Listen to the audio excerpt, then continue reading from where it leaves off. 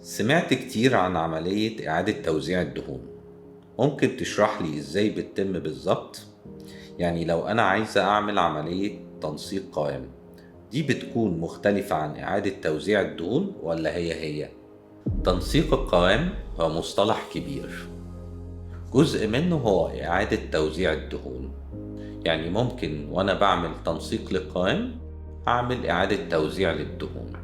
وبالمناسبة الدهون بتبقى متوزعة في الجسم بشكل جيني، لذلك عمليات إعادة توزيع الدهون بتبقى طريقة لأن احنا ناخد الدهون من المناطق اللي احنا مش عاوزينها ونحطها في مناطق عندنا فيها مشكلة أو شكلها مش عاجبنا.